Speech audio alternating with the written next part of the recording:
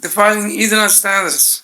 Ethernet is far and away the most common type of LAN standard used by today's organizations. It is a scalable technology, but to get the most out of Ethernet, devices, computers, and other hosts should be compatible. This means knowing the various Ethernet standards is very important. Certification ready. Can you identify and describe Ethernet standards? Objective 1.5. Ethernet is a group of networking technologies that define how information is sent and received between network adapters, hubs, switches, and other devices. An open standard, Ethernet, is the de facto standard and has the largest share of networks in place today, with token ring and FDI filling in the small gaps where Ethernet does not exist. It is standardized by the Institute of Electrical and Electronics Engineers, IEEE 802.3, developed originally by Xerox. It was later championed by DEC, Intel, as well as Xerox. Now, Ethernet products are offered by hundreds of companies such as D-Link, Linksys, 3Com, HP, and so on. Computers on Ethernet networks communicate by sending Ethernet frames. The frame is a group of bytes packaged by a network adapter for transmission across the network. These frames are created and reside on layer 2 of the RZ model, which is covered in more depth in the next lesson. By default, computers on Ethernet networks all share a single channel. Because of this, only one computer can transmit at a time. However, newer networks with more advanced switches transcend this limitation of Ethernet and is covered in more depth in lesson 2. IEEE 802.3 defines carrier sense multiple access with collision detection on carrier sense multiple access with collision detected, CSMA, CD. Because computers on a default Ethernet LAN all share the same channel, CSMA, CD governs the way that computers coexist with limited collisions. The basic steps for CSMA CD are as follows. Point 1. The network adapter builds and readies a frame for transmission across the network. Point 2. The network adapter checks if the medium, for example, twisted pair cable, is idle. If the medium is not idle, it waits for approximately 10 microseconds. This delay is known as the interframe gap. Point 3. The frame is transmitted across the network. Point 4. The network adapter checks if any collisions occurred. If so, it moves on to the collision detected procedure.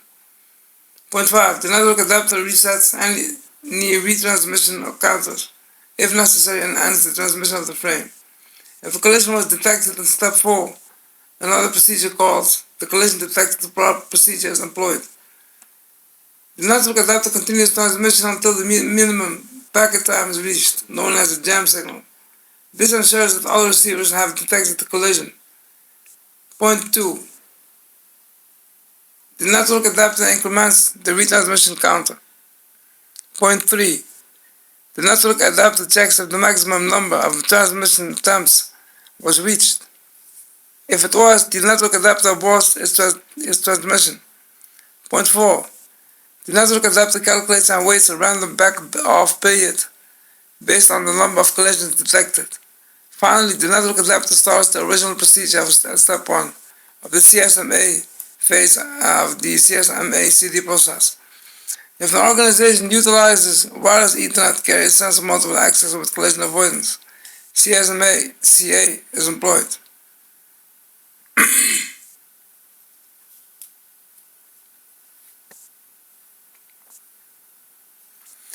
CSMA CA is a network multiple access method in which carrier sensing is used, but nodes attempt to avoid collisions by transmitting only when the channel is identified as idle. When nodes do transmit, they transmit their packet data in its entirety. CSMA CA is particularly important for wireless networks, where the collision detection of CSMA CD is unreliable due to the hidden node problem. Devices on an Ethernet network must be compatible to a certain extent. If you are using an Ethernet switch, a computer's network adapter must also be of an Ethernet type in order to communicate with it. However, unlike some other networking technologies, different speeds can be negotiated. For example, suppose your switch had a maximum data transfer rate of 100 megabits per second. But your network adapter only connects at 10 megabits per second. The network adapter would still be able with the switch, but at a lesser rate. The various speeds of Ethernet and the cable media they use are defined by the various 802.3 standards listed in table 1.2. Although 802.3 by itself is generally thought of as 10 megabits per second, it is further broken up into various subgroups, as shown in the table. Table 1.2, 802.3 Ethernet standards, 802.3 version, data transfer rate, cable standards, cabling used. These are all 802.3 J, 10 megabits per second, 10 base F fiber optic, and so on. All of the 10 megabits standards listed are a bit slow for today's network applications, but you might find them in some organizations and in other countries outside the United States. Of course, a good network administrator can make even 10 megabits per second networks run quickly and efficiently. In fact, an efficient 10 megabits per second network can easily outperform a poorly designed 100 megabits per second network. The 10 gigabits per second standards are much newer as of the writing of this book, and therefore are much more expensive. Currently 1 gigabit per second connections for clients and 10 gigabits per second connections for network backbones are common. The most common cabling standards used today are 100 base TX, 1000 base T. Keep in mind that new standards are constantly being released by the IEEE. 10 megabits per second is typically referred to as Ethernet.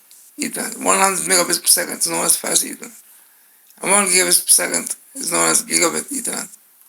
1 gigabit per second is known as a gigabit Ethernet. Lesson 1, page 32, Understanding Local Area Networking.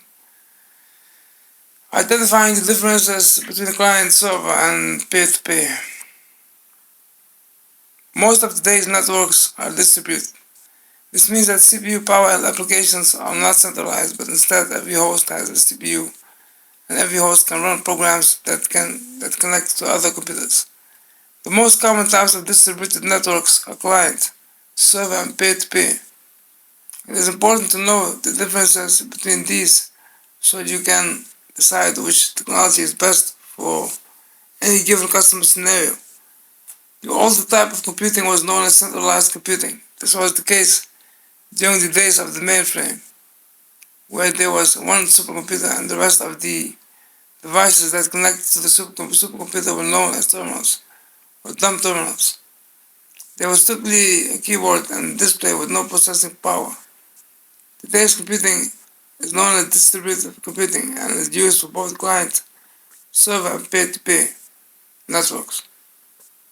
This means that every device or workstation has its own processing power. However, in a way, the idea of centralized computing has made a comeback of sorts. Terminal services and remote sessions to computers are based on decentralized computing model. Also, client computing has been slowly achieving market share for the past decade or so. Thin client computers do not have a hard drive. Instead, they store an operating system in RAM, which is loaded up every time the device is turned on. All other applications and data are stored centrally. So in a way, this is a sort of blending some centralized computing in with today's distributed computing. Defining the client-server model.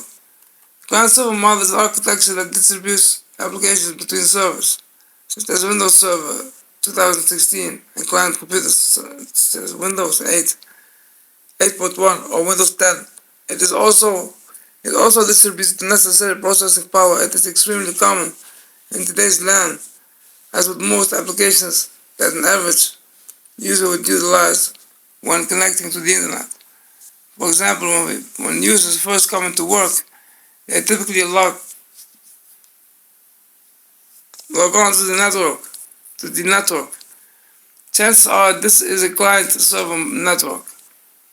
They might be using Windows 10 as the client computer to log on to a Microsoft domain, which is controlled by a Windows server. A simple example would be a user at home connecting to the internet.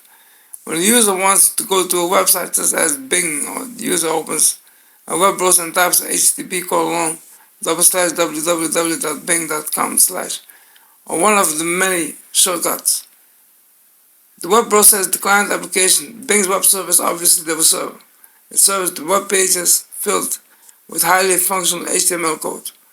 The client computer's web browser decodes the HTML code and fills the web browser display with data for both on the job and personal use from the internet from useful resources such as Microsoft Outlook.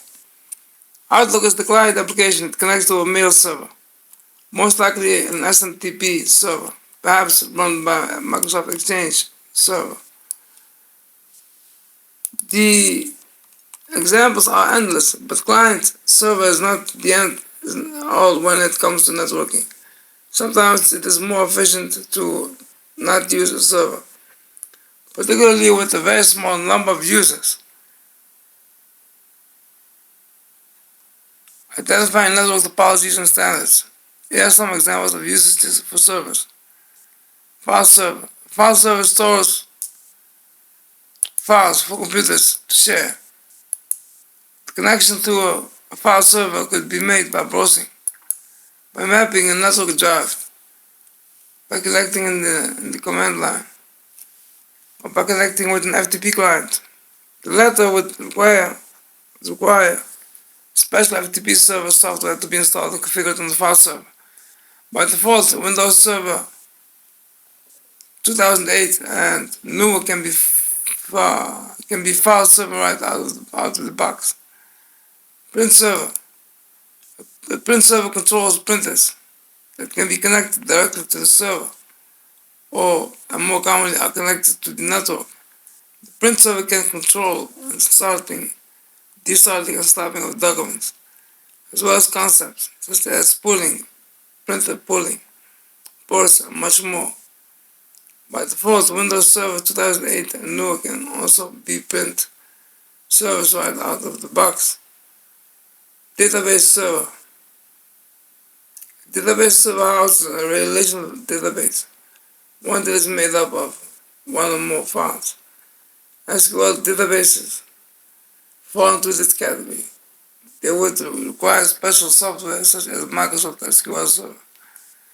Access databases, which are just one file, would not necessarily require a database server. They would usually be stored on a regular file server.